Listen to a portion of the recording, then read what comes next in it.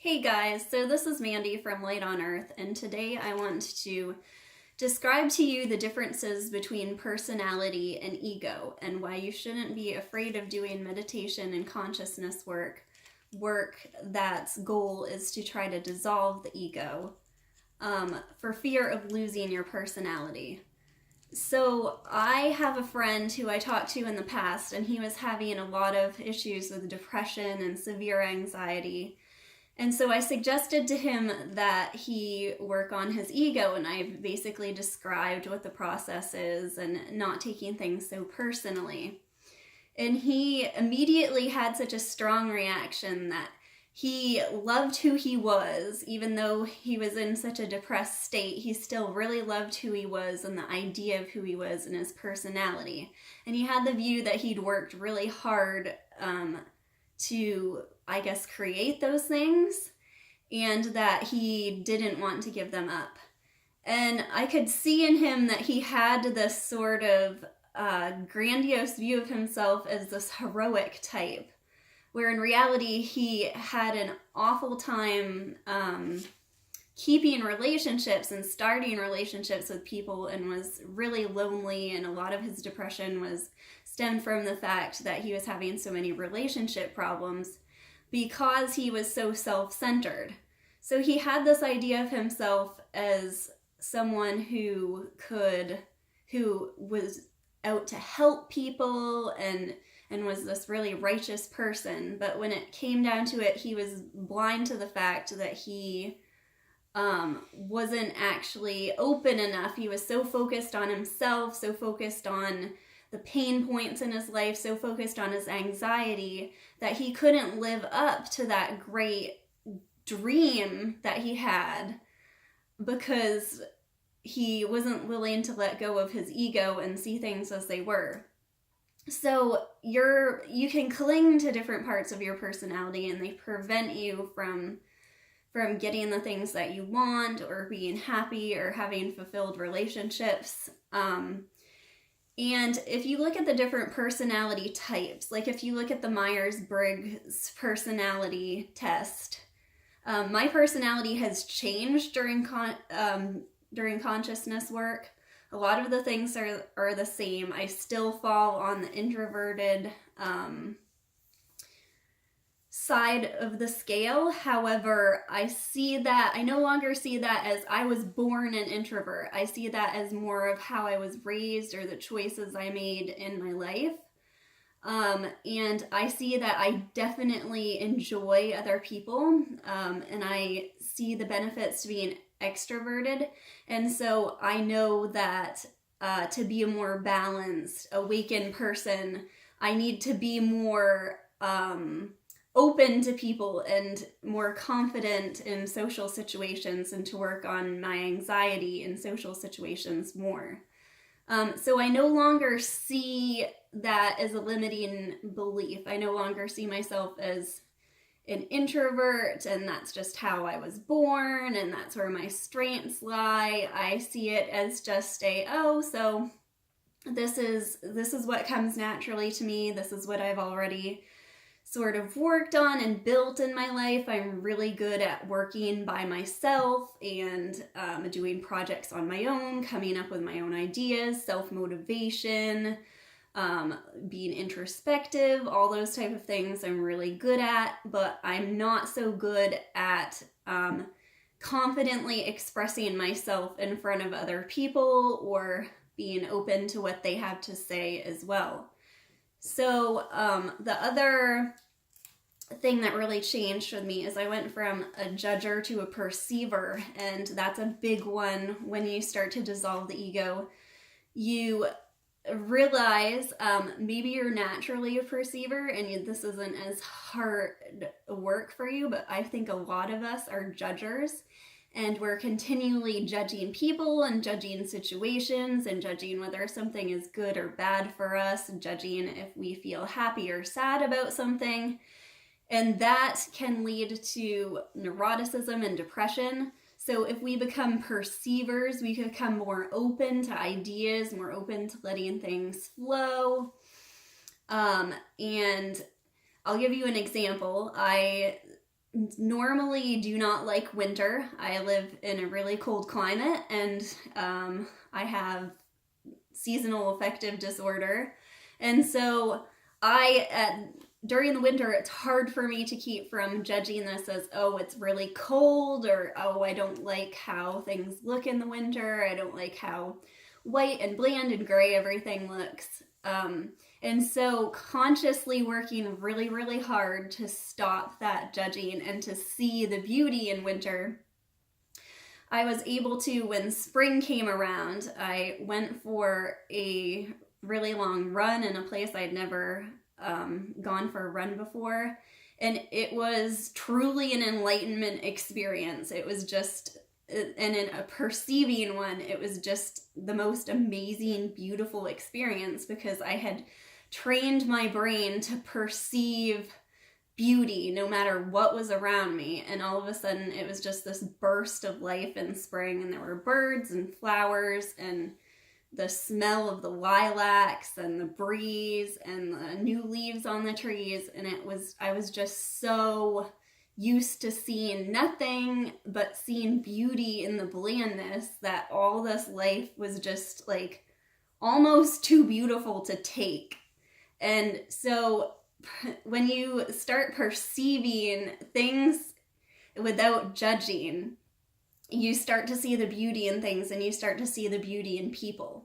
And we all want a romantic partner who perceives us rather than judges us. We all want friends who perceive us and see us for who we are and can be present with us in the moment, rather than someone who's judging us, who wants us to change, who wants us to be different. Someone who sees us for who we are and loves us anyway. That's what we want from other people, and yet we so often think it's okay for ourselves to go around and judge. And judging doesn't get you to where you want, except in very few circumstances, like when you are choosing to hire someone over someone else. That's when you use judgment. And a lot of the time, if you are open to perceive during the interview of those people, then you can make that judgment really quickly and intuitively. So you will awaken intuition by consciously trying to perceive more. And so don't think that your personality is locked into being one or these two things. You have focused, you have trained one area more than the other. So if you take the Myers-Briggs personality test, it's a good way to tell like which side you're lopsided on. However, when you look at things as a perspective of we're just consciousness, and the ego is a beneficial thing to try to dissolve or move past, or just limit in our life to use it in a functional way, you start to see that you have almost these superhuman powers of being able to go from one to the other and to adjust one. And it's our ego that keeps us from doing that work, because we want to do the thing that we're good at, that we're skilled at. We want to feel competent and capable. And so when we're focusing on working in an area where we're lacking, we doubt ourselves. And if you can get rid of that doubt and get rid of that self in that feeling that you should be working on your strengths and you want to improve your strengths and only focus in that area, then you can really unlock areas and do things that you've never been able to do before.